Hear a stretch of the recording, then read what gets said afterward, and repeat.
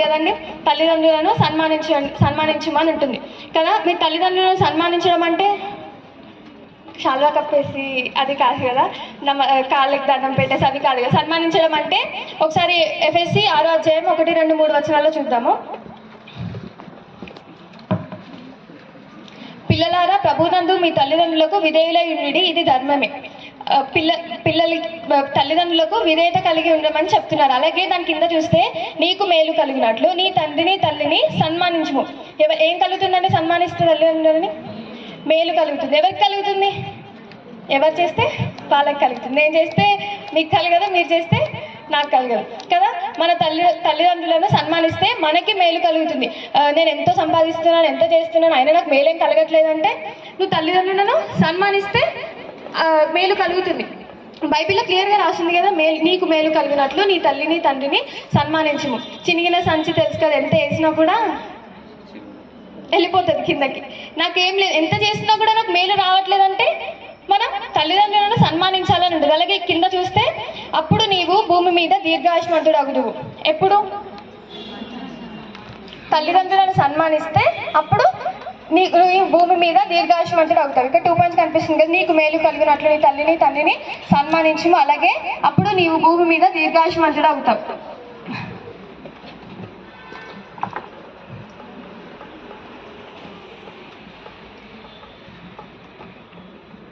అలాగే అదే, మనం ఎంత బయట ఎన్ని మంచి పనులు చేసినా, ఎంత పేరు ప్రఖ్యాతలు ఉన్నా కూడా మనము తల్లిదండ్రులను సన్మానించకపోతే అవన్నీ కూడా వ్యర్థమే కదా. మనకి ఇప్పుడు నేను దేవుని ప్రేమిస్తున్నానని చెప్పి తల్లిదండ్రులను సన్మానించకపోతే అది దేవుని ప్రేమిస్తున్నానని చెప్పడం కూడా అబద్ధమే అవుతుంది కదా. దేవుడిని ప్రేమిస్తే ఎలా ఉంటుంది? ఆయన చెప్పిన మాటలన్నీ కూడా గైకొనాలి, ఆయన చెప్పిన ఆజ్ఞలన్నీ కూడా గైకొనాలి కదా. మరి ఇప్పుడు ఈ మాట తల్లిదండ్రులను సన్మానించాలి అని చెప్పేసి అది మనకి 10 ఆజ్ఞల్లోనే ఉంది కదా. ఇప్పుడు ఆజ్ఞలు పాటించకపోతే మిగతా ఎన్ని చేసినా కూడా వ్యర్థమే. మనకి యాకోబు 2వ అధ్యాయం 10వ వచనంలో ఉంటుంది, నీవు ధర్మశాస్త్రం అంతయు గైకొని మరి ఒక్క ఆజ్ఞను తప్పిన ఎడల అప్పుడు అది అన్ని ఆజ్ఞలు కూడా తప్పినట్టు ఉంటుందండి. ఎవడైనా ధర్మశాస్త్రం అంతయు గైకొని ఒక్క ఆజ్ఞ విషయంలో తప్పిపోయిన ఎడల ఆజ్ఞలన్నిటి విషయంలో అపరాధి యగును. మరి ఇప్పుడు అన్ని ఆజ్ఞలు పాటించినా కూడా ఈ ఒక్క ఆజ్ఞను మనం పాటించకపోతే ఇవన్నీ చేసి కూడా వ్యర్థమే కదా. నువ్వు దేవుని ప్రేమిస్తున్నావు అంటే ఫస్ట్ ప్రయారిటీ దేవుడికి, అండ్ నెక్స్ట్ ఈ భూమి మీద ఫస్ట్ ప్రయారిటీ ఎవరికి? మన తల్లిదండ్రులకు ఉండాలి కదా. వాళ్ళే కదా మనల్ని పెంచి పోషించేది. ఫస్ట్ ఎప్పుడు దేవునికి, అండ్ నెక్స్ట్ ఎప్పుడు మన తల్లిదండ్రులకు ఉండాలి కదా. సో ఒకసారి మనం చూస్తే ఎఫ్ఎస్సిలో చూసినట్టు, నీకు మేలు కలిగినట్లు నీ తల్లిని తండ్రిని సన్మానించుము, అలాగే నీవు భూమి మీద దీర్ఘాయుష్మంతుడు అవ్వాలంటే కూడా తల్లిని తండ్రిని సన్మానించాలి. మరి అలాగే ఇప్పుడు ప్రేమ గురించి చూద్దాం. ఒకసారి ఇప్పుడు బాధ్యత గురించి చూద్దాం. ఇప్పుడు బాధ్యత మరి యోహాన్ గారికి ఎందుకు అప్పగించారు? యేసుక్రీస్తుకి ఇంకా బ్రదర్స్ లేరంటారా? ఒకసారి జాన్ 7:5లో చూస్తే, ఆయనకి బ్రదర్స్ ఉన్నారు కానీ ఆయనని ఇంకా వారు విశ్వసింపలేదు అని ఉంటుంది. ఒకసారి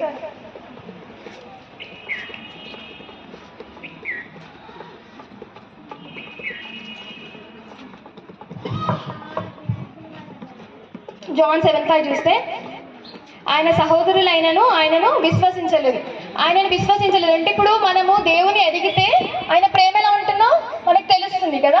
ఇప్పుడు దేవుని ఎరగని బిడ్డలు ఎలా ఉంటారు? ఇప్పుడు సేమ్ అక్క చెప్పింది కదా, మనకి మొదటిగా మనం ఎవరైతే శత్రువులు ఉంటారో వారిని ప్రేమించమని చెప్తుంది. మనం దేవుని ఎరగని బిడ్డలు అయితే అలా చేస్తారా? శత్రువులు కూడా ప్రేమించగలుగుతారా? లేరు కదా. సో అట్లా మనము ప్రేమ కలిగి ఉండాలి.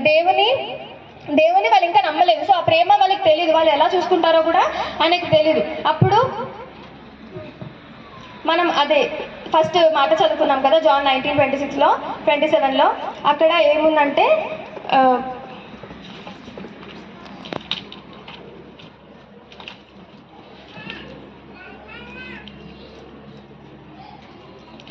జాన్ గారి గురించి మనం ఎక్కడ చూసినా కూడా జాన్ యేసుక్రీస్తుని ప్రేమించినట్టు ఉంటుందా, లేదంటే యేసుక్రీస్తు గారు యోహాను గారిని ప్రేమించినట్టు ఉంటుందా? తాను ప్రేమించిన శిశువు అని ఉంటుందా, లేదంటే యోహాను గారు యేసుక్రీస్తుని ప్రేమించినట్టు ఉంటుందా? యేసుక్రీస్తు గారు ప్రేమించిన శిశువు యోహాను కదా. మనం చూస్తే ఫస్ట్ దేవుడు తనని ప్రేమించాడు కనుక యోహాను గారు ప్రేమించారు. మనం కూడా, మనకు తెలుసు కదా, ఒక వాక్యం ఉంటుంది, ముందు ఆయన మనల్ని ప్రేమించారు కనుక మనము ఆయనను ప్రేమిస్తున్నాం కదా. ఇప్పుడు ఆయన మనల్ని ప్రేమించారు కనుక ఆ ప్రేమ ఎలా ఉంటుందో మనం ఎక్స్పీరియన్స్ చేస్తే అప్పుడు ఆ ప్రేమను కదా. ప్రేమ ఎలాంటిదో